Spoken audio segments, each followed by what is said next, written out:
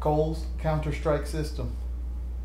The reason this system came about is because I'm used to going someplace and seeing scripted martial arts, and let's face it, those moves work well only in two places: in movies and in a video game.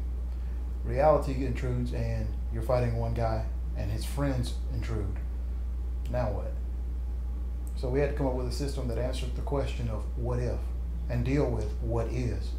Because the problem comes from you're thinking that this person is going to either A, not know how to fight like you, B, fight just like you, or C, it's just going to be him and you.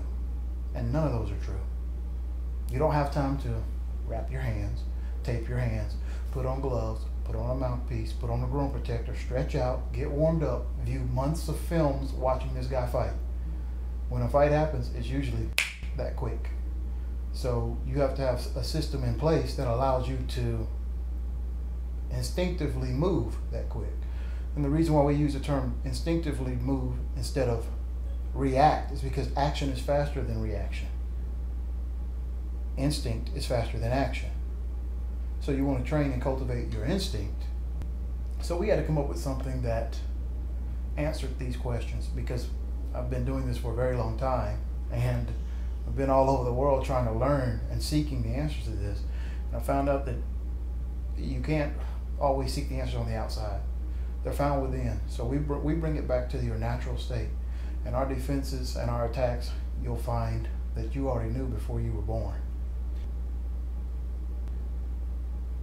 I really got into it when I was about 5 years old. My dad was a drill instructor in the military, and his specialty was hand-to-hand weapons.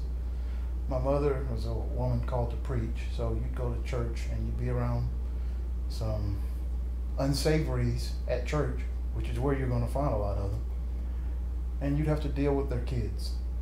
Oftentimes that meant you got into it. Now, and the end result was you may have whipped that kid, but when you got home, you got a whipping too. That's why we had to learn to make our system look like it's not what it really is. You have to make it look like an accident, because if I strike some type of funny or weird pose, A, I might pull something. B, I might give away that I actually know something. Or C, everybody in the world has a camera phone now, it seems. Even kids who don't know what it is seems to have those things. So if I start striking funny poses and doing all kinds of weird stuff, there's a very good chance, about 100%, that I'm going to wind up posted on someone's Facebook page, posted on YouTube. The cops are going to see it and they're going to come pay me a visit. So I'd rather not teach something that A, doesn't work, B, isn't natural, C, is not reproducible except under certain conditions. Well, I studied military martial arts, obviously. I've served in the military as well, so we got some training there. I've studied ninjutsu, jeet kune do, sambo, sistema, dumog, eskrima, penjak salat, boxing, aikido, Chinese boxing. The list goes on. Now, I've been doing this for a very long time, and I make it a point to always seek out anything new so that I can continue to improve my own skills, and so I can continue to research and develop. Because unfortunately, everybody wants to say that their one system is the be-all, end-all answer. But if that was the case, everybody would use that one system. So you have to research, and you have to modify, and you have to change. The C2-S2, for short, as we call it, does all of that. Unfortunately, I don't live a double life. I don't go home and put on a black suit or put on a red and blue suit. I can't fling webs. I can't fly.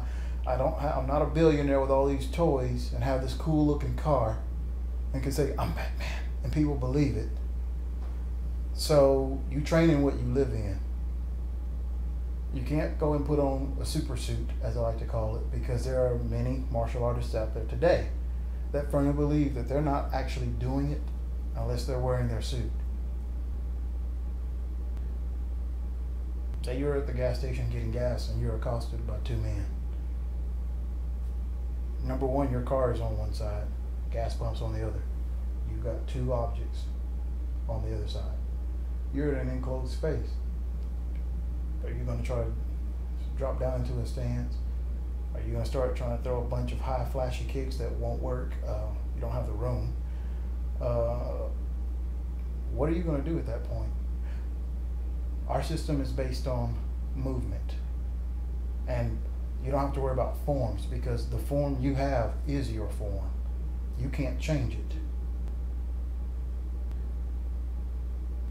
Our philosophy in our classes and my personal beliefs are really simple. If you will do what comes natural to you and you learn to go back to what it means to be natural, then you won't have to worry about what will you do in the situation, because it'll be natural to you. It won't be second nature to you. You won't have to train for years to get to a certain point. It'll be first nature to you. In other words, you'll do what needs to get done without ever even letting a conscious thought cross your mind. And that's the way you want to be. Because if you have time to think about it, sight is not instantaneous. That's why they say the hand is quicker than the eye. It really is. Because when I do something, it takes time for your body to process that I've actually moved. The time between the time I moved and the time you perceive it may only be 1/10 of a second, but that may be all I need. So instead of relying on what you see, you have to rely on your instincts. If something feels uncomfortable, it's because it is.